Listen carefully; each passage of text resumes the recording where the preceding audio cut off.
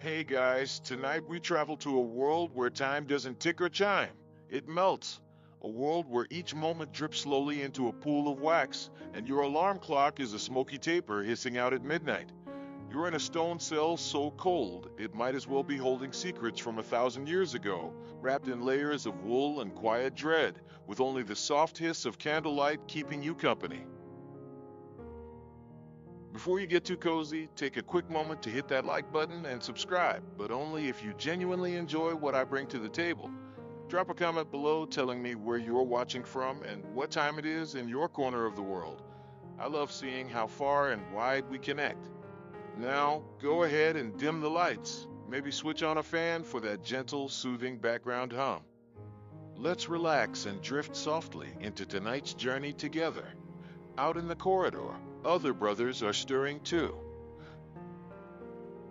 You hear rustling robes, the muted shuffle of leather sandals on cold stone floors. It's hours before dawn. No clocks, no phones, no microwave glow from the kitchen. Just wax and faith. You see, in a medieval monastery, your day and night runs on something far older than digital schedules, candle math. The monks of the Middle Ages didn't just use candles for light. They lived by them, calculated with them, and, in some ways, feared them. When the wax ran out, so did your time, literally and figuratively. So, before you get comfortable, take a moment to like the video and subscribe, but only if you genuinely enjoy what I do here. And let me know in the comments, where are you watching from, and what time is it right now? Now, dim the lights, maybe turn on a fan for that soft background hum, and let's ease into tonight's journey together. You shuffle down the corridor toward the chapel, trailing the faint scent of beeswax. The walls are damp and pitted with age. Every 10 paces or so, a small, flickering flame fights off the dark, a single candle, carefully placed, and you start to realize nothing about this lighting is random. The monks have calculated exactly how much wax they need to get through the night prayers, and not a drip more. In fact, you're holding one of those very candles now, a slim, pale thing, barely thicker than your thumb. You're not meant to light it until the bells toll, but even that is based on how long the earlier candles have burned. There are no gears, no sundials here in the dead of night, just flame and memory. The monk beside you, a squat and sleepy brother named Alban, mutters something about last night's taper burning too fast again. He says it like someone might mention an overcooked dinner, but you can tell it's more serious than that. That extra inch of wax could mean they misjudged the timing of Matins, the midnight prayer. And if that's off, well, the whole monastic schedule wobbles like a pudding on market day. This is the rule of St. Benedict, your new daily and nightly structure. It divides the day into 8 canonical hours, each marked by prayer. And those prayers, they're not at nice round numbers like 6 a.m. or 9 p.m. No, they're scattered across the 24 hours. Matins, lauds, prime, terce, sext, none, vespers, compline, and all dictated by natural light, or lack thereof. So how do you know when to pray? You guessed it, candle math. Brother Alban tells you the wax is rationed precisely. Monks at some abbeys receive a personal candle allowance, an amount calibrated to last through prayer and study, but not enough for loitering or illicit midnight journaling. You chuckle at the thought of a monk burning forbidden wax to write edgy Latin poetry, but it's not entirely a joke. Historians still argue whether monastic scribes hoarded candles to copy forbidden texts, or if that's just a romanticized fantasy cooked up by Victorian novelists. What's clear is that wax was currency. It wasn't cheap either. Beeswax candles, used in the wealthier monasteries, burned cleaner, longer, and were more prized. Tallow candles, made from animal fat, were cheaper, but smelled like regret and faintly rancid stew. Guess which ones you're holding tonight? In many monasteries, a single candle marked each prayer office. As it burned, it silently counted down time. If the candle went out early, prayers were cut short. If it lingered, the monks might overpray into the next hour. You feel a strange tension here. Devotion meets math, mysticism meets measuring stick. There's a faint scraping noise behind you. Brother Gerwin, the candle keeper, is marking down how much wax was used in last night's vigil. He runs a chalk tally on the wall near the scriptorium. You watch him pause, squint at the stub of a taper, and frown. Maybe they overburned again. Maybe someone fell asleep and forgot to snuff their light. Gerwin mutters about unsustainable burn rates, and you realize something absurd. You've landed in a place where wax math is treated with the seriousness of crop yields or sermon errors. And it has to be, because the budget for light is limited, and divine order depends on it.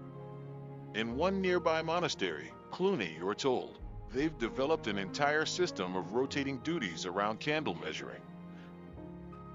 There's even a specialized circulator, a monk whose job is to walk the halls during night vigils and relight extinguished candles without waking anyone. Kind of like a holy night janitor with a fire stick. You start to settle into your seat in the chapel. The candles glow, now bouncing gently off the curved stone walls. The air smells faintly of incense and soot. It's oddly peaceful, even comforting, until your own taper lets out a soft pop and shortens ever so slightly. You can almost hear Brother Alban do the math in his head. Half an inch gone? 20 minutes maybe? That puts us late for lauds tomorrow. Time is melting. And you start to understand that in this world, precision is peace. If the candles are right, the prayers are right. And if the prayers are right, then the soul is safe. It's a chain reaction of holy logistics, lit by wax and watched over by bleary-eyed men who whisper to flames in the dark.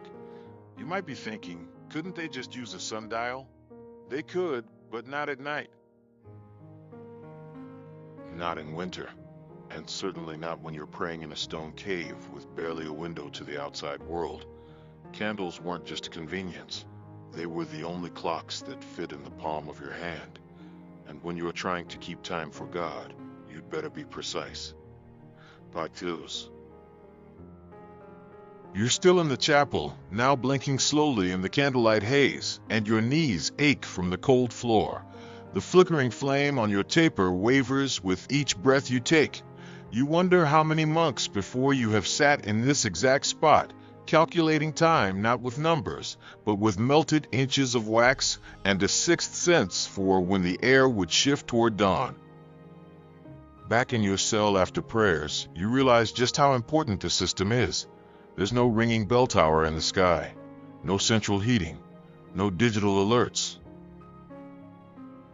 Just routine and your internal wax-based clock, honed by habit and flicker. That's when you notice a slim, leather-bound book tucked near your straw mattress. Not scripture, not poetry, but lists. Tables, actually. Candle measurements, burn rates, durations for seasonal adjustments. Notes like full moon allows 20% wax savings. It's like finding a spreadsheet in the Dark Ages. Apparently, this monastery has its own system for calculating exactly how many candles to use per week, factoring in moon cycles, solstice light, and even the average wax density from local bees. You flip through the pages. Brother Thomas, whose tidy penmanship fills the margins with diagrams of wick angles, clearly took pride in his candle calculus. One table breaks it down like this. A standard beeswax taper, 3/4 thick, burns 1 inch per 20 minutes. A longer one? Not double the time, because airflow speeds the burn. Shorter wick? Slower melt, but dimmer light. It's less candle and more controlled combustion device for divine scheduling. And here you thought monks just prayed and copied books all day. Turns out they were also human stopwatches, living calculators in robes. In fact, monasteries across Europe were renowned for their candle-related precision. You may have heard of St. Gall in Switzerland, not just famous for its scriptorium, but for its schedule. Everything in the monastery was ordered down to the minute, or rather to the millimeter of wax. Want to know how long to read from the Psalms? There's a candle for that. How long a homily should last? Ask the taper. Got a guess? Light a hospitality candle, they've calculated just how long it should last before becoming rude. These systems didn't appear overnight. They were slowly developed, refined, and most importantly, replicated. Word spread from monastery to monastery. Candle math became a monastic export. Some abbots even sent letters to others, comparing burn rates and wax compositions. It's like the nerdiest correspondence course in the history of lighting. And it wasn't all about discipline. It was also about harmony. When everything ran like waxy clockwork, monks didn't have to think about time. They just flowed through the hours in quiet trust that someone, somewhere, had done the calculations correctly. It was the medieval version of set it and forget it, except if you got it wrong, the prayers could fall out of sync, which for monks was the spiritual equivalent of missing your plane and getting struck by lightning simultaneously. Some abbeys even had what was called a quadrans, a square wax board divided into hourly segments. Each hour, a new taper was inserted into the next square, its stub marked from the last night's usage. It was like a holy bar graph. Some had 12-hour cycles, others 24, but all of them were visual, physical, and blessedly analog. But don't assume it was always tidy. One monastery in York had an infamous scandal. Brother Edric the Younger was accused of hoarding candles in winter and using them to read unauthorized materials in his cell. The twist? The materials weren't heretical. They were livestock inventories. Apparently, Edric was obsessed with sheep math. Historians still argue, as the saying goes, whether Edric was a rebel accountant or just profoundly bored. So yes, candle-keeping came with temptation. Too much light and you're accused of vanity or sloth. Too little and you might miss your call to prayer, which could cast a shadow on your eternal soul. Meanwhile, down in the cellar, Brother Oswald is melting leftover stubs from last week. He's assigned to candle reclamation, smoothing old wax into new tapers, weighing and measuring each glob like a pharmacist. You peek in and notice the table is scorched in concentric rings. It's from years, decades even, of identical molds being placed on the same spot. There's a deep calm in that kind of repetition. Oswald doesn't say much. He hands you a taper and gestures to the mold. You try your hand at pouring. The wax hisses and sighs as it fills the iron cast.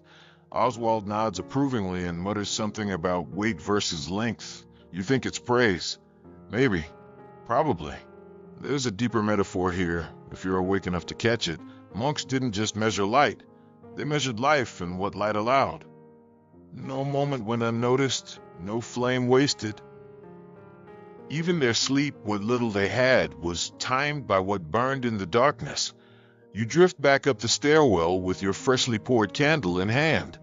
It smells faintly of honey, smoke, and discipline. You're starting to see the appeal. No endless scrolling, no productivity apps. Just the simple satisfaction of knowing that if your candle burns true, your day and your soul is right on track. And it's all lit from the inside out. The next morning, you wake to the slow groan of the monastery's wooden bell wheel creaking into motion. The bell doesn't clang, it thuds, a soft, dull knock against your chest. It means Lauds is about to begin. You rise with a gentle grunt and shuffle across the cold floor. Your candle from last night is barely a stub now, tucked into a little wax-caked dish. You smile, remembering Brother Oswald's proud nod. The taper lasted just as long as expected. Candle math, 1. Sleep, 0. Outside your cell, the corridor is dim but navigable. Candles line the hall in niches, their flames bobbing as other monks pass. Each is spaced with eerie precision, 6 paces apart. You count. 1, 2, 3, 4, 5, 6. Flame. Again. 1, 2. You realize it's a sort of torch-based metric system. Even in architecture, monks like their light to line up. In the chapel, a thick candle the width of your wrist burns slowly on a brass pedestal. This is the night watch taper, designed to last from midnight to dawn. It's marked with tiny bands in the wax, hour lines. Brother Hildebrand is bent close, squinting at the melt rate. He nods. On schedule, he whispers, as if the candle might change its mind if spoken to too loudly. You sit. Your stomach grumbles. It's not fasting day, thank heavens. But before you can get too comfortable, the prior steps up with a solemn look. Today, he says, we recalibrate. Uh-oh. Recalibration day comes once a season. Because yes, even candle math must bend to nature's whims. Today, monks across the abbey will remeasure standard candle lengths, conduct wick trials, and chart new burn averages for springtime humidity. It's the medieval version of daylight savings, only with more fire hazards. You're assigned to the wax yard where the calibration trials happen. It's a courtyard mostly used by bees and very focused monks. Brother Eamon meets you with a stack of half-finished tapers and a sand timer. Light this one, he says. Mark when it loses a thumb's width. You blink. Whose thumb? Mine, obviously, he replies, as if that were the most natural thing in the world. This, apparently, is how most monastic measurement systems worked. The human body was the yardstick. A thumb's width here, a monk's stride there, and suddenly you've built a whole daily schedule from organic geometry. You and Brother Eamon light 3 test candles, then sit in complete silence, watching wax puddle like a sleepy lava lamp. You try to start a conversation. Do the bees mind this? Eamon just shrugs. Historians still argue whether medieval monks fully understood bee behavior, but I think they like the quiet. You nod. Quiet is pretty nice. Somewhere behind you, someone sneezes, and one of the test flames flickers out. Disqualified, Eamon mutters grimly. You glance down at the remaining candles. One is burning slightly unevenly. Its wick is a bit off-center. Eamon scowls at it like a teacher grading sloppy homework. He explains that wick placement affects everything: burn time, brightness, even smoke output. The ideal wick is trimmed to exactly a fingernail's length and dipped no more than 3 times in beeswax. Apparently, wick lore runs deep. Eamon shows you a page in the monastery's Liber de Sera, the Book of Wax.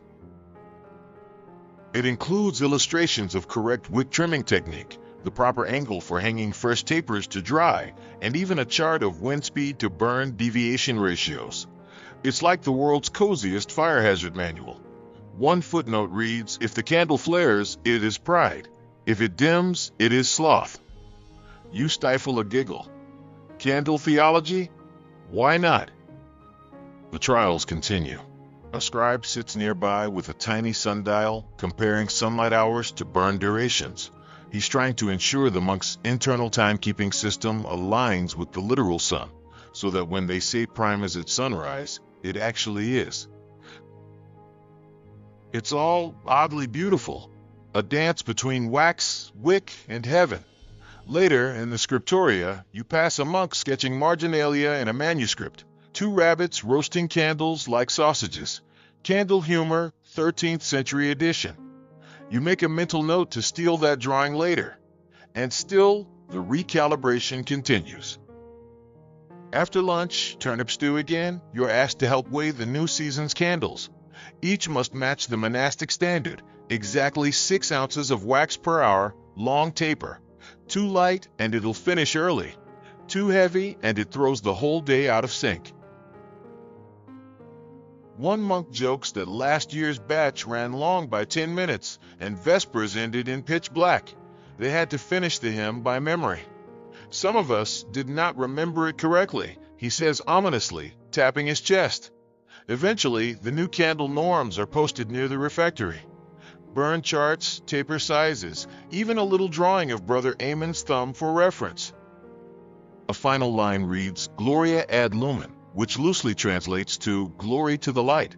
You step back and admire it all, an entire spiritual ecosystem lit by steady wax and serious math. And for the first time you realize you're no longer keeping track of time. Time is keeping track of you. The next week, you're moved to the candle house, a warm, waxy-smelling room tucked behind the apothecary, where the real magic happens. Not magic in the fire from finger sense, of course. This is monastic magic, which mostly involves patient hands, big pots of melted beeswax, and a lot of waiting. Brother Hugo greets you with a nod and a string of wicks slung over his shoulder like spaghetti. Today, you'll dip, he says. You eye the pot of wax. It's bubbling gently, like medieval fondue, and it smells faintly of honey and smoke. The heat of it brushes your face, comforting and slightly overwhelming. There are rows of wooden sticks above the pot, each with 2 or 3 dangling strings. This is how candles are born, one careful dip at a time, layer by layer, until wax becomes time. You learn quickly that dipping isn't mindless. The wax must be just hot enough to coat, but not so hot that it slides off. The wick must be held steady, with even tension, lest your candle become lopsided or, worse, dribble unevenly when burned. Uneven dribbles are the bane of the candle house. Last year, Brother Anselm made a batch that leaned left like a tired tree. He's still not allowed to dip unsupervised. As you work, Hugo explains that the monks keep a secret recipe of wax blends. Some candles use pure beeswax, others are mixed with tallow for economy. The richer blends are for holy days, when light must be as close to divine as possible. On feast days, they even dust the taper ends with gold flecks. So the saints don't trip in the dark, Hugo quips. He's not wrong. Light is sacred here, not just a tool, but a symbol. To monks, flame equals divine presence. Every flickering taper is a tongue of God whispering through wax. Still, practical problems abound. The wax occasionally bubbles weirdly, forming little craters that, when burned, can make a candle stutter like an anxious storyteller. Historians still argue whether monks believed these imperfections had spiritual meaning. Hugo says, eyeing a pockmarked taper with suspicion. You hang the fresh candles on a wooden rack shaped like a fish skeleton. Each must cure for 2 days in the cool hallway that runs beside the chapel. The wax hardens slowly, and as it does, it develops a faint ivory sheen, the sign of a good, honest candle, or at least a candle that won't sabotage matins. Later, you're assigned to candle labeling. Each taper must be inscribed very gently with its intended use. Small scratches on the base indicate whether it's meant for the dormitory, the altar, or Brother Jerome's desk. Jerome is notoriously stingy with light. He insists on a 1-inch flame only and trims his wick with surgical precision. Some say he counts individual drips of wax to measure his productivity. During break, Hugo tells you about a legendary candle from decades past, the candle of St. Alcuin. He whispers, eyes wide, burned for 17 hours, perfectly straight, not one lean. You pause mid-sip of your turnip tea. What happened to it? Still in the reliquary, right next to a toe bone. Medieval monks really did love relics. And if something glowed well and didn't drip on the floor, it was practically a miracle. Back in the workshop, you watch as a fellow novice uses a small wooden paddle to smooth the taper sides. This, you learn, is called blessing the wax. The paddle isn't ceremonial, but the nickname stuck. One monk even carved a tiny angel into his. Now, every time he blesses the wax, he mutters, "Be not lumpy." It's late afternoon now, and the sun slides through the workshop windows in fat yellow slabs. Candles of all lengths and stages hang in peaceful rows. Some are tall and proud, others squat and stubby. Miser's lights, Hugo calls them. In the corner, a senior monk sits cross-legged with a parchment and quill. He's sketching a diagram of candlelight refraction. Apparently, there's an internal monastery debate about how far a single candle can be seen on a moonless night. The current record is 32 paces, but Brother Walter claims it was foggy that day. You finish your last batch and clean your hands in warm water scented with rosemary. Wax peels off and little translucent ghosts. Hugo pats you on the back and says, "Not bad for a new pair of hands. No collapses, no smoking wicks. You are ahead of Brother Anselm already. In your cell that night, your fingers still feel sticky with beeswax. The candle beside your bed burns evenly. You smile as it pools, slow and steady, like the day. Just as you're about to nod off, you remember Hugo's parting words. Next week, we start on the Paschal candle. It's taller than you, much taller. You try to imagine it. A candle like a small tree, lit once a year and carried with great ceremony. It symbolizes Christ's light, but also, perhaps, the absurd brilliance of human persistence. After all, someone has to dip that thing. You drift off wondering whether anyone's ever tripped over a ceremonial candle. Probably. Hopefully not during High Mass. By the following week, your arms are slightly stronger, and your patience is deepened to a monkish degree. Just in time, too, because today you meet the giant, the Paschal candle. It stands over 5 feet tall, as thick as a man's thigh, and somehow still looks like it might topple over with one sneeze. It's propped on a wooden stand carved with vines and doves, and even in its unlit state it feels important, reverent, a waxy lighthouse in the dark sea of Lent. Careful where you walk, Hugo mutters as he fusses with a giant wick, coiled like a sleeping snake. That thing's toppled before, crushed a stool and Brother Edmund's dignity. You stand at a polite distance, half in awe, and half wondering how much wax it takes to build such a pillar. Spoiler, a lot. Which is why the candle is built up in layers, just like the smaller tapers, but with more ceremony, more scaffolding, and more complaints from Brother Hugo's back. You help stir the beeswax, this time in a wide bronze cauldron, and gently pour ladle after ladle into the tall cylindrical mold. It takes hours. Between pours, you wrap cloths around the mold to help it cool evenly. An uneven cool could mean stress fractures, which are just as alarming in candles as they are in cathedrals. While you wait, you carve small glyphs into a sidebar of beeswax, a sun, a loaf of bread, the Greek letters Alpha and Omega. These are decorative additions to be pressed into the candle once it's finished.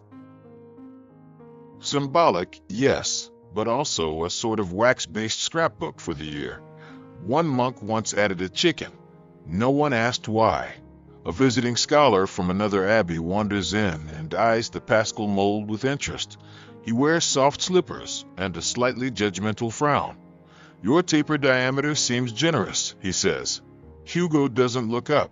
Light of Christ needs room to stretch. The scholar hums and leaves, leaving behind a whiff of lavender ink.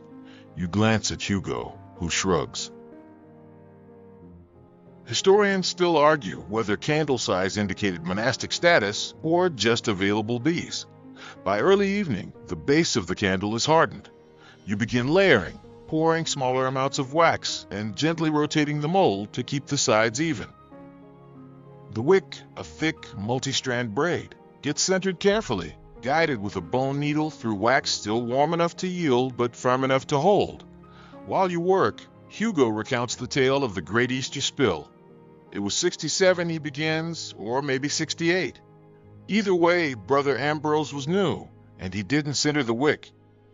You glance up. So, he says, pausing for affect, when it burned sideways, took out 2 hymnals, and singed the hem of Father Paul's cassock. You imagine the chaos, scorched linen, charred psalms, and one deeply unimpressed bishop. Wax drips quietly as you pour another layer.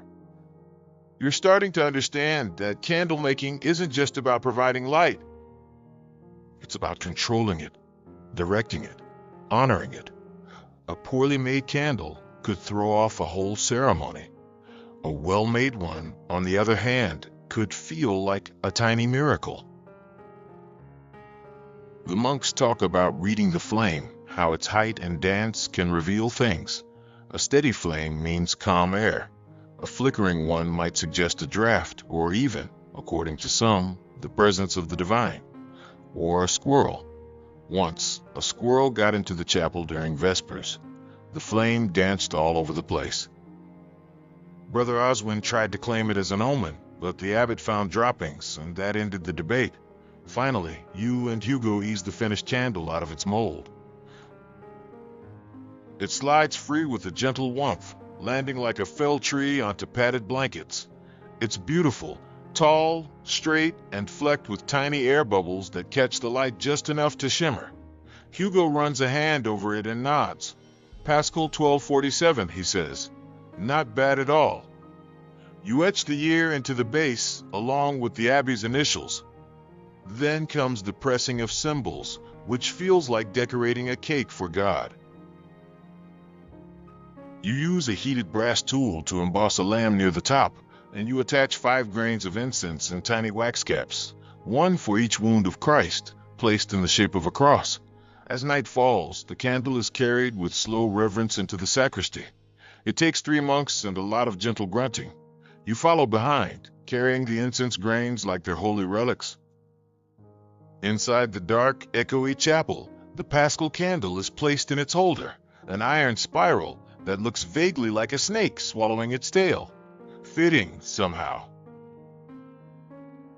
You'll only see it lit once a year, at the Easter Vigil, when the abbey goes entirely dark, and one spark is struck. The candle is lit in silence, and from it, all other flames are born. Light spreads like a gentle virus, illuminating every nook and groin arch until the chapel feels like it's exhaling warmth. And all of it began here, with wax, patience, and a bit of candle math.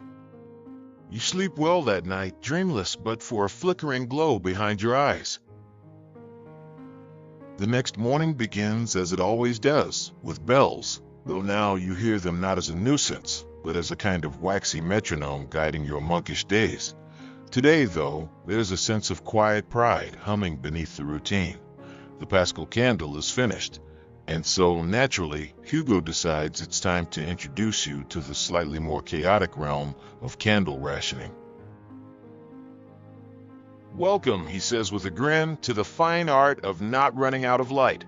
You find yourself in the scriptorium, that sun-drenched sanctum of ink-stained monks, hunched over vellum, scratching out Latin prayers and elaborate initials shaped like serpents biting their own tails.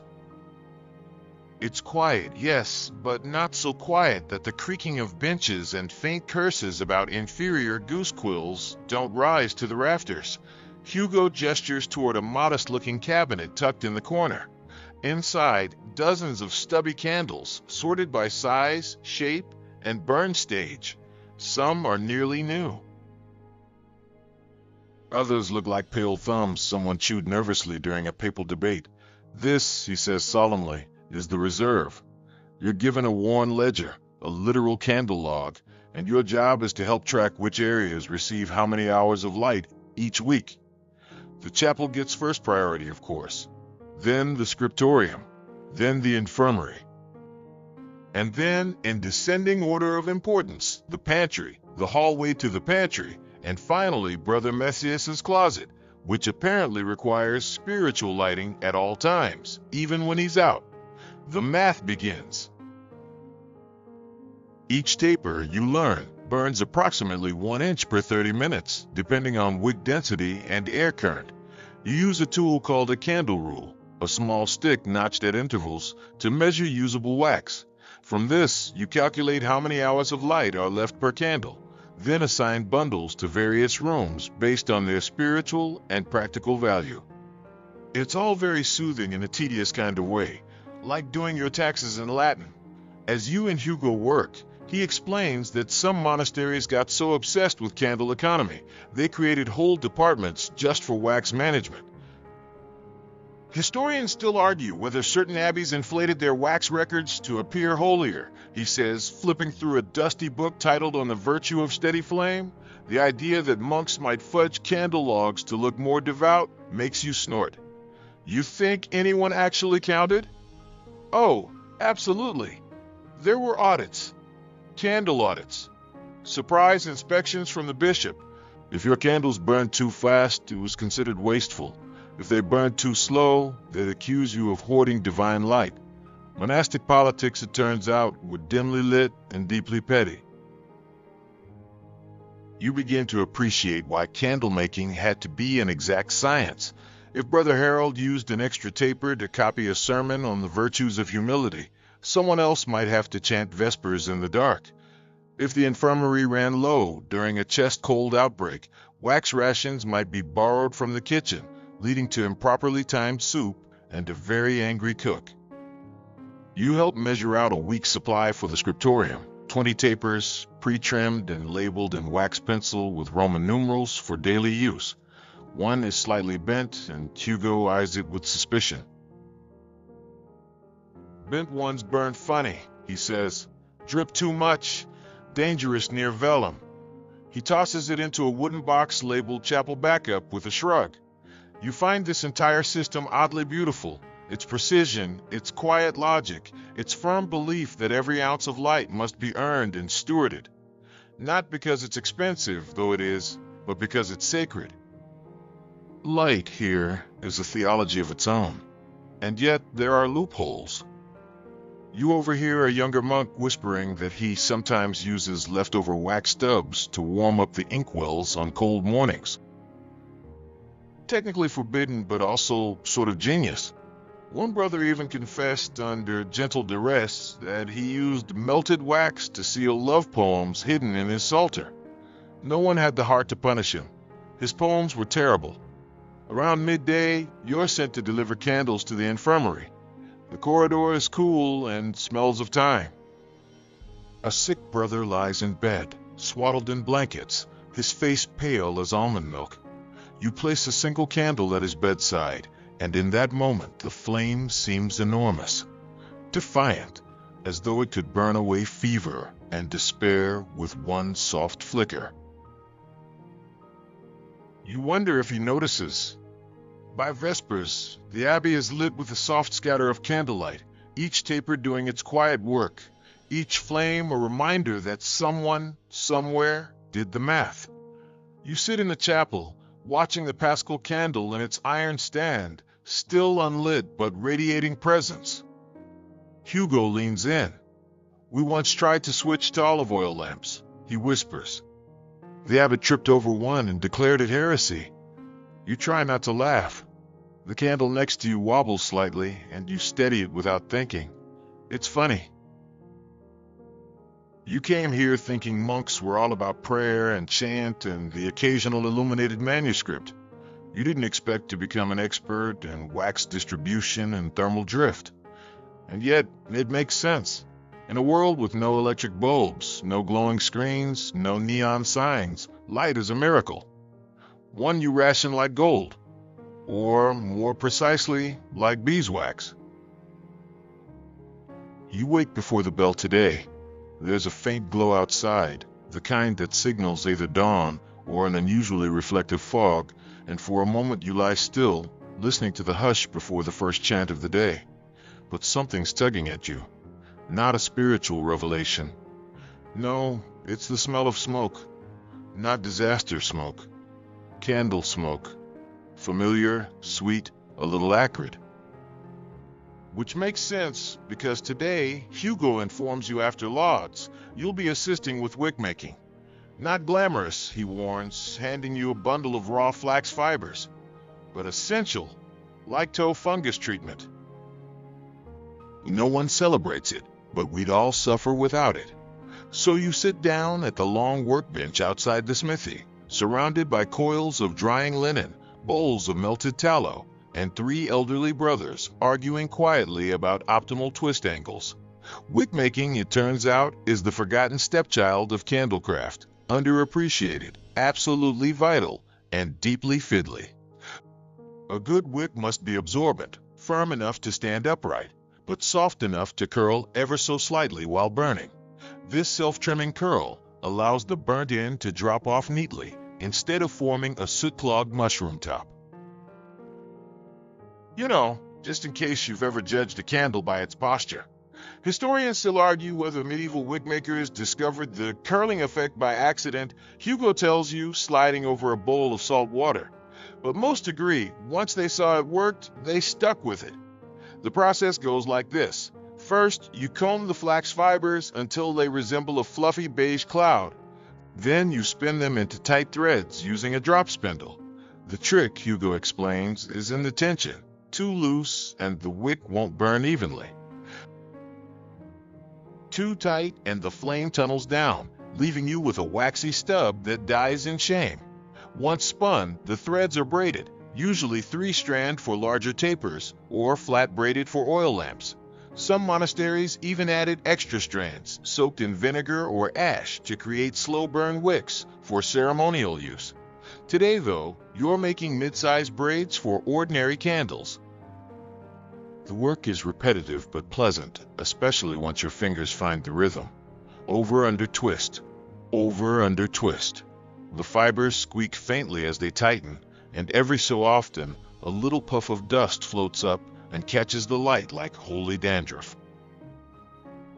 You soak the finished braids in salt water to stiffen them, then hang them to dry over a wooden rack shaped like a ladder. It's oddly satisfying, watching your wick sway gently in the breeze, like monastic laundry with a purpose. Back in the day, Hugo muses, some monks would sing psalms while braiding. Helped with consistency, helped with sanity too. You try humming a few lines of Ubi Caritas, and sure enough, the braids come easier. Your hands fall into time with the melody, and the hours drift by like dandelion fluff. Later, you help test a few of your creations. A single wick is dipped into hot tallow, pulled out, cooled, and dipped again, over and over until the candle takes shape. This is the slow build, Hugo says, a metaphor monks particularly enjoy. After 20 dips and a prayer, you've got a stubby little taper. When lit, it burns steady and calm, no flickering, no spitting. It smells faintly of salt and something old, like a wool cloak left too long in a cedar chest. You watch it for a long time, hypnotized by the miniature dance of fire and thread. Of course, not all wicks are saints. One curls too tightly and splutters. Another refuses to stay lit. A third gives off smoke like a tiny Viking funeral. You'll never get them perfect, says Brother Eglin, who's been twisting wicks since the last solar eclipse. But that's not the point. A candle doesn't need to be perfect. It just needs to shine a bit longer than the dark. Poetic types, these monks. As evening falls, you help finish a special batch of vigil wicks, extra fine braids used in night vigils when monks chant by candlelight for hours on end. These must burn slowly, evenly, and absolutely silently. Nothing worse than a loud candle during Psalm 88. The final task of the day is labeling. Each batch of wicks is wrapped in cloth and tagged with dates, batch codes, and usage notes. One is marked All Souls Vigil. Another simply says, Experiment, too smelly? By the time Compline arrives, your hands are raw from flax, your sleeves smell like bacon fat, and you've gained a deep, weird respect for wick physics. Who knew tiny ropes of twisted linen could dictate the rise and fall of evening prayer? In the chapel, the candles flicker as always. You watch them differently now, half expecting one to misbehave. None do. Each flame burns steady, curved just so, quietly consuming the day with a kind of reverent hunger. You close your eyes as the chants begin. You still can't read half the Latin, but the melody carries you anyway. In the hush between verses, you hear the whisper of wick tips curling into ash. Just enough light, just enough time. You're kneeling in the candle room again, the floor cold through your robe, and the air thick with that now familiar scent of wax and parchment. This morning, you're not making candles or twisting wicks, you're learning to count by them. And not in the charming way a child might count stars or pebbles. No, this is candle math. Monastic candle math. A wondrous, tedious, delightfully convoluted system of estimating, measuring, and planning time through fire. Brother Aloysius is your guide today. He's a thin man with enormous eyebrows and the general air of someone who has never once lost a debate about wax density. So, he begins, already unrolling a scroll. Let's say we need enough light to recite the entire book of Job, twice. How many candles do we need? You blink. He blinks back with anticipation. Welcome to your crash course in burn rates. In a time before reliable clocks, before standardized hours, and certainly before smartphones could remind you to drink water every 10 minutes, candles were time itself. And monks, with their endless schedules and obsession with order, treated each taper like a ticking clock made of flame. Aloysius points to a chart, columns of candle lengths, burn durations, wick types, and curious marginal notes, like smoky but dignified. Some of these records go back decades. Mainstream fact, monasteries across Europe often used monastic timekeeping candles, carefully measured tapers that burned at consistent rates, sometimes even marked with hour lines etched or dyed into the wax. A 6-hour candle might be notched every inch, allowing the brethren to tell time simply by how far the flame had descended. But here's the catch: temperature, humidity, even the type of oil used in the original tallow affected the burn rate. If you light a 6-hour candle during a cold, damp morning, it might last 7, or 4.5 if you foolishly place it near the bakery. Historians still argue whether medieval monks had a standardized unit for wax weight. Aloysius muses, poking a finger into a nearby logbook. Some argue for the Roman ounce, others think they just guessed and hoped God would adjust for variance.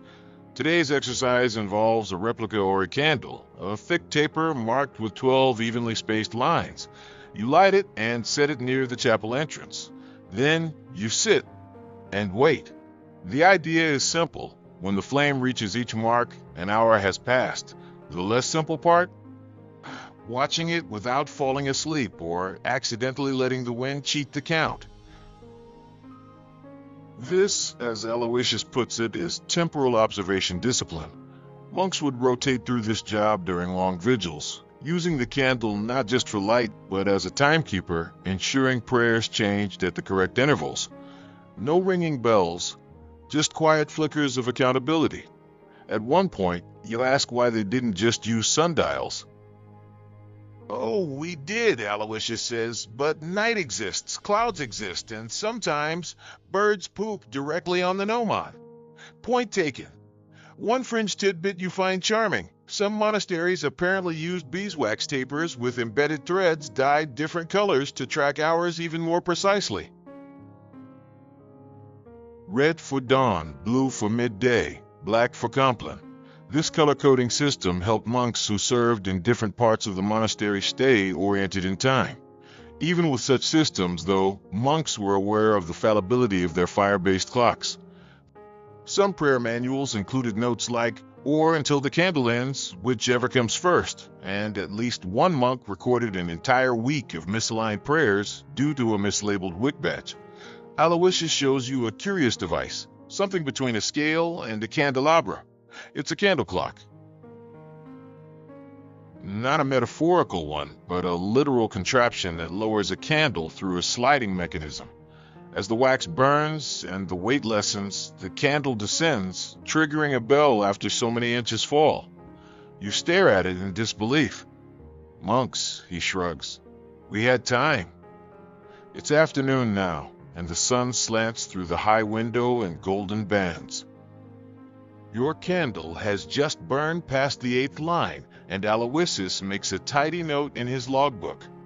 Time recorded. Duty fulfilled.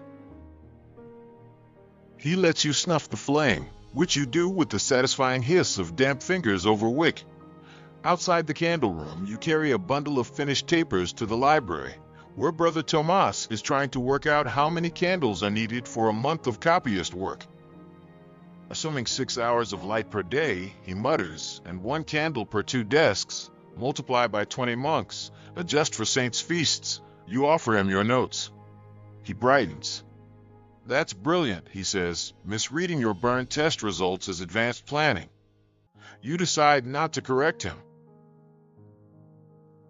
You are learning the monastic way. That evening, as the sun dips low and shadows gather like lazy cats in the cloisters, you pause before lighting your own candle for reading. It's one of the hourly burns from the earlier batch, modest and a little wonky, but it flares up eagerly when touched by flame. You watch it burn for a few long moments. In that quiet room, you don't just see light, you see duration, a visible march of time, wax and wick turning into memory. There's something poetic about it, this slow and smoky clock. As though time itself is burning gently beside you, without urgency or alarm, just melting. You lean back and turn the page. There's time enough. The early morning fog curls softly over the monastery garden as you step outside, the air cool and fragrant with damp earth and herbs. Today, your task is neither spinning wicks nor counting candle hours, but to understand the mysterious relationship between monks and their precious candle tallow. You've probably never considered tallow much beyond the faint greasy smear on your fingers when you handle an old candle stub, but for medieval monks, tallow was a silent hero, an essential ingredient not only for candles, but for the daily rhythm of monastic life. Tallow is rendered animal fat, usually from sheep or cattle, melted down into a thick, creamy substance perfect for candle making. But its journey from humble fat to glowing taper is more complex than it sounds. In the monastery, every scrap of usable material is put to good use. When the butcher arrives with a fresh sheep, the monks don't just take the meat, they carefully save the fat trimmings to render into tallow. This process takes hours. Fat is heated gently, impurities skimmed off, then cooled into solid blocks. These blocks are stored for months, carefully labeled with dates and source animals.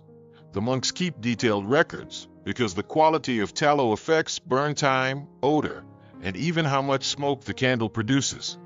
Mainstream fact, beeswax candles were prized but expensive and reserved for high feast days or wealthy patrons. Most everyday monastery candles were tallow-based, with their characteristic faintly smoky scent and shorter burn times. But here's the quirky part. Some monks experimented with mixing tallow from different animals or adding herbs and resins to mask the sometimes unpleasant odors. One such recipe involved mixing tallow with pitch and crushed lavender, resulting in a candle that burned cleaner and carried a faint floral note.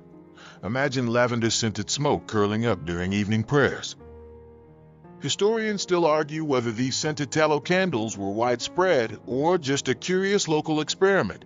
Your mentor tells you, pointing to a faded recipe and an ancient manuscript. Tallow wasn't just for light, though. Monks also used it in medicinal salve, waterproofing, and even as a cooking fat substitute when butter supplies ran low. As you help stir a bubbling pot of tallow over a low fire, you notice how the waxy liquid shimmers gold in the flickering light. It smells faintly of the meadow grasses the sheep grazed on, mixed with a faint tang of smoke from the hearth. Later, you assist in pouring molten tallow into molds for simple candles. Short, squat pillars meant for quick use during chores or late-night vigils. Watching the liquid cool and harden feels almost magical. There's a curious debate among scholars about whether the use of tallow candles contributed to the faint, smoky haze, often described in medieval monasteries. Some suggest it created a kind of sacred atmosphere, while others believe it was simply an unfortunate byproduct of necessity. You try not to cough too loudly as you light one of the freshly made tallow candles. The flame sputters for a moment, then steadies, casting a warm amber glow on the worn wooden beams. As evening descends and you sit in the scriptorium, you watch the flame dance slowly, the tallow melting just enough to keep it alive, but not so much as to drip excessively. You realize, with a kind of sleepy satisfaction, that the humble tallow candle, greasy, smoky, and imperfect, is at the heart of the medieval monastic experience. It's not just light, it's ritual, resourcefulness, and the gentle persistence of routine in the quiet dark. You close your eyes briefly, the soft flicker reflected behind your eyelids, and think about all the hours, prayers, and stories that unfolded in the presence of this unassuming glow. The candle burns on. So does the night. The soft rustle of robes mingles with the gentle crackle of candle flames as you settle into the dimly lit cloister. Tonight, your journey through candle math takes a turn toward the unexpected, the surprising role of candles in medieval monastic diplomacy. You might imagine monks as solitary figures, cloistered away in prayer and study, but the truth is far more nuanced. These communities were hubs of communication, negotiation, and careful alliance building, sometimes involving, of all things, candles. Here's the mainstream fact. Monasteries often exchanged gifts to cement alliances or show gratitude, and candles were a prized commodity in these transactions. Beeswax candles, in particular, symbolized purity and wealth, so gifting a batch of fine tapers was both practical and politically savvy. But the quirky twist? Some monasteries developed secret candle codes, variations in color, size, or scent that subtly conveyed messages to other abbeys. Imagine receiving a parcel of candles with a faint scent of rosemary indicating peace, or a batch marked with tiny notches signaling a request for aid. Historians still argue whether these candle codes were widely used or limited to isolated instances, but a few surviving letters hint at their existence. One letter, discovered in a dusty archive, describes a shipment of golden-hued candles, scented with frankincense, sent from an English abbey to a French one. The note delicately suggests that the candles were more than mere light. They were a beacon of trust during uncertain times. You handle one such candle, marveling at the intricate patterns carved along its length. The patterns seem decorative, but your mentor explains they might encode dates or events, like a medieval text in wax. The idea of candles as a language fascinates you. In a time when writing materials were precious and literacy limited, a glowing message carried by firelight must have felt magical. As dusk settles, you join Brother Pierre in preparing a gift package of candles for a neighboring monastery. Each taper is chosen carefully. Some are simple tallow, others rich beeswax. Pierre explains the importance of balance, generosity without extravagance, warmth without ostentation. Packing the candles involves wrapping them in soft cloth, sometimes embroidered with simple symbols. The cloth protects the fragile wax and adds a personal touch, a sign that the sender cares not just about utility but about friendship. Outside, the wind picks up and a nearby candle flickers. You watch as the flame bends and wavers, a small dance of light in the growing darkness. You think about how these candles, so fragile, so easily extinguished, carried the weight of human connection across distance and time. In the quiet glow, you feel a tender kinship with those monks long gone, whose prayers, politics, and candlelight intertwined in the slow unfolding of history. You light your own candle, savoring the calm it brings. The flame is a reminder that even in the darkest times, a little light can speak volumes. The morning light filters through stained glass, casting soft colors across the stone floor as you prepare for today's lesson in candle craftsmanship. This time, you are diving deeper into the very anatomy of a candle, the wick, and the surprising precision medieval monks applied to this seemingly simple component. Wicks are often overlooked, but in the monastery, they were the lifeline of the flame. The right wick meant a steady, clean burn, the wrong one, a smoky mess and wasted wax. Mainstream fact, most medieval wicks were made from braided flax or hemp fibers, carefully trimmed to maintain an even flame. Monks kept meticulous records about wick length and thickness, knowing that even small variations could drastically change burn time and light quality. Now for the quirky bit. Some monasteries reportedly used wicks soaked in special solutions, like salt water or herbal extracts, to control the flame's brightness or reduce smoke. Imagine a wick that not only burned, but carried a faint aroma of rosemary or mint. Historians still argue whether these treatments were practical innovations or largely symbolic, intended to sanctify the candle and make it fit for sacred spaces. You're shown how wicks are prepared, carefully twisted, braided, and tested before being set into the wax. The process is surprisingly scientific. Monks measured capillary action, experimented with different materials, and even documented failures. Watching a wick draw molten wax up to feed the flame feels like witnessing a delicate living process, one that balances heat, liquid, and air in a constant dance. A particularly endearing story involves Brother Ambrose, who famously tried to create a wick that would burn underwater. The idea was less about practicality and more about proving divine power over nature, but the results were predictably soggy. You chuckle, imagining the poor monk dipping candles into the monastery's fish pond, muttering prayers while water hissed around the wick. Wicks also held symbolic meaning. Some monks believed that the wick represented the soul, drawing up the pure light of God from the earthly wax. A burnt-out wick signaled spiritual exhaustion, a vivid metaphor for the monastic life of striving and renewal. As you help braid wicks, your fingers sticky with wax and dust, you appreciate the quiet care involved.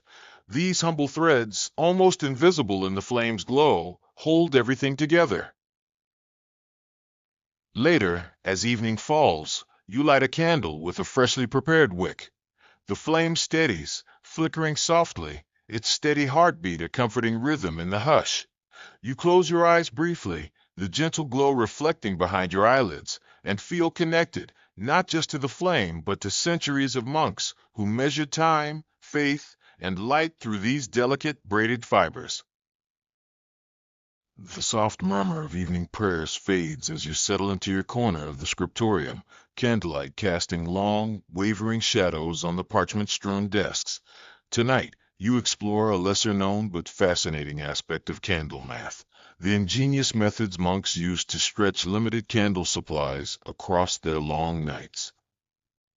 It's easy to imagine monks burning candles freely to chase away darkness, but the reality was far more measured. Candlelight was precious, and waste was a sin, both spiritually and economically. Thus, monks developed precise calculations to ration their candles, balancing the need for light with the scarcity of resources.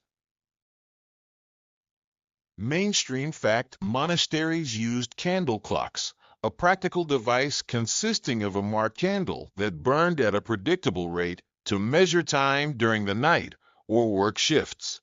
The candle's gradual melting marked off hours or quarters, allowing monks to regulate prayers and chores. The quirky twist: some candle clocks were calibrated with embedded nails or metal markers that would drop noisily into a metal container as the candle melted to a certain point. This surprising combination of soft wax and clinking metal created an early form of alarm clock, rousing monks from sleep or signaling time to change tasks. Historians still debate whether these candle clocks were widespread or reserved for a few well-funded abbeys, but archaeological finds and manuscripts provide tantalizing clues. You watch Brother Thomas carefully mark his candle with lines spaced just so, explaining how the thickness of the wax and wick length must be just right to ensure a steady burn. Too thin and the candle burns too fast, wasteful and distracting. Too thick and it smolders, he murmurs, eyes narrowed in concentration. The monks also developed strategies for using candle stubs, the burnt-down remnants that most would discard. They carefully melted these scraps together, adding fresh wax or tallow, and remolded them into new candles. This recycling was both practical and symbolic, a way of making the old light serve again. On particularly cold nights, monks might use multiple small candles placed in clusters to provide warmth as well as light, turning the scriptorium into a cozy hive of flickering flames. You realize that every candle in the monastery tells a story, not just of illumination, but of care, resourcefulness, and the slow, steady passing of time. Later, as you hold the candle clock aloft, you hear the faint clink of a tiny nail dropping, a gentle signal in the stillness, marking another hour past. The glow warms your face as your thoughts drift, and you imagine the countless nights monks spent in quiet vigil, their world defined by the slow, predictable burn of these humble candles. A quiet hush settles over the cloister as dusk deepens, and you find yourself drawn into the fascinating intersection of candle use and medieval monastic astronomy, a subject that feels like a gentle blend of science and spirituality. You might not immediately connect candlelight with stargazing, But for monks, the rhythms of the night sky were deeply entwined with their daily prayers and calendars. Accurate timekeeping mattered, and in the absence of modern clocks, candles played a surprisingly vital role. Mainstream fact, monks used candles to mark canonical hours, the fixed times of prayer throughout the day and night, which were often timed by the length of candle burn. For example, Vespers and Compline were scheduled based on when a certain length of candle had burned, anchoring their spiritual life to the passage of time measured in soft glowing light. The quirky angle, some monasteries experimented with astronomical candles, infused with powdered minerals that subtly changed color as they burned, intended to mark the passing of time with color shifts corresponding to celestial events. Imagine a candle shifting from pale blue to deep violet in sync with phases of the moon. Historians still argue whether these color-changing candles were widely used or mostly symbolic, but the idea reflects a beautiful blend of observation and devotion. You watch Brother Johannes mix a batch of wax with crushed lapis lazuli and powdered malachite, the vivid blue and green pigments swirling in the molten wax like a tiny universe.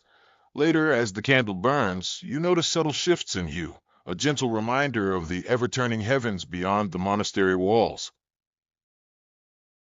The monks also charted the stars meticulously, and some believe candlelight rituals helped synchronize their celestial observations, especially on cloudy nights when the heavens were hidden. You imagine the monks in the garden, candle in hand, gazing upwards with a mixture of wonder and calculation, mapping the stars while their flames dance in the night air. This blending of flame and cosmos feels almost poetic, the flicker of candlelight mirroring the distant, steady twinkle of stars.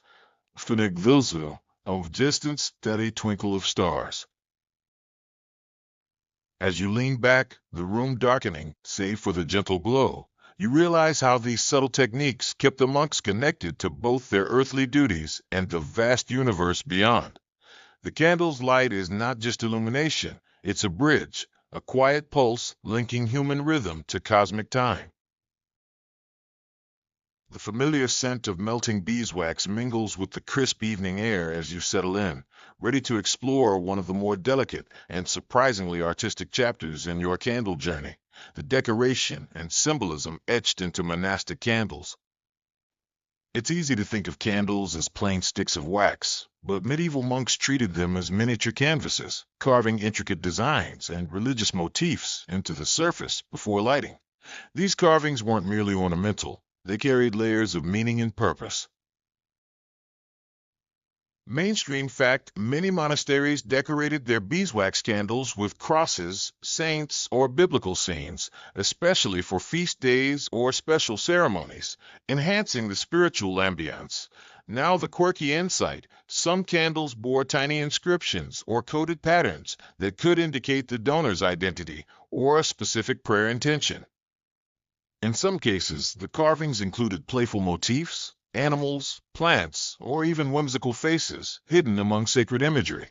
Historians still debate whether these decorative touches were standardized or varied widely by region and individual monastery, but surviving examples from museum collections reveal a fascinating diversity. You gently run your finger over a candle embossed with a delicate vine pattern, imagining the patient monks wielding fine tools in candle workshops, tracing each line with care. Brother Anselm shares that some candles were designed to slowly reveal hidden images as the wax melted, creating a sort of spiritual surprise as the candle burned down through the layers. One of the more charming stories involves a candle carved with a tiny monk's face tucked discreetly beneath a leaf motif, possibly a bit of cheeky humor from the craftsman, reminding the community of their shared humanity. You find yourself smiling at the idea of a medieval monk, centuries ago, sneaking in a bit of lightheartedness in an otherwise solemn environment. These artistic candles played a role not just in lighting, but in storytelling, teaching, and even community bonding, each flame flickering with layers of meaning. As the flame dances over the carvings, shadows deepen and shape shift, casting gentle patterns on the stone walls. The slow burn of the candle is a quiet performance, part ritual, part art, part meditation. You close your eyes, feeling the soothing rhythm of the flickering light, and let the stories etched in wax carry you gently onward. The warm glow of candlelight fills the quiet monastery room as you settle in for the final stretch of your candle math journey. Tonight, you explore how medieval monks' candle calculations shaped not only their own lives, but also left a subtle legacy that flickers through time. By now, you've seen how candles were much more than sources of light. They were tools, symbols, currencies, and even messages. This final section draws together those threads and reflects on how the precise art of candle math helped monks navigate the complexities of time, faith, and community. Mainstream fact: monks meticulously recorded candle usage in their ledger books, tracking how many candles were burned during different rituals and seasons, sometimes down to the exact inch of wax.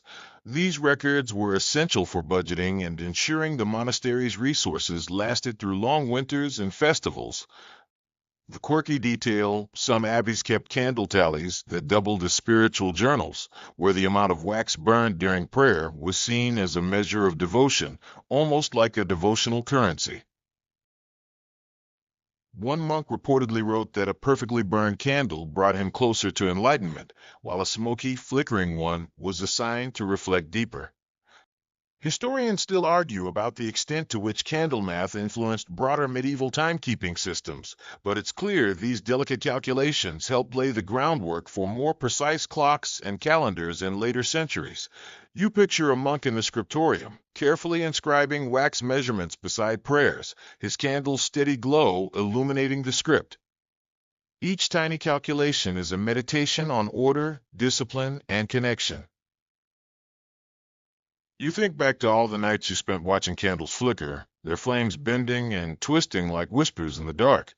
The gentle warmth and faint honey scent remind you that these fragile lights carried more than just illumination. They carried hope, community, and continuity. As the last candle burns low, you breathe deeply and feel the quiet peace that comes with endings and new beginnings. Slowly, the glow fades, leaving only the soft memory of light dancing on stone walls. Now dim the lights, maybe turn on a fan for that soft background hum, and let yourself drift, safe in the knowledge that the monk's candle math, with all its gentle precision and quiet warmth, still flickers softly in your dreams. Word count 1082, the evening winds down like a slowly dying flame. Your thoughts soften and stretch, easing away from the day's busyness. Imagine the gentle drip of wax, the faint scent of honeyed light filling the cool air. Rest easy now as the glow of those centuries-old candles fades gently behind your closed eyes. The calm rhythm of their burn invites your own breathing to slow and deepen. Sleep is near, a tender embrace waiting patiently. You are carried softly across time, cradled by flickering light and the quiet whispers of monks who long ago learned to measure moments in wax and flame. The night hums with gentle peace. Sweet dreams. I will meet you tomorrow.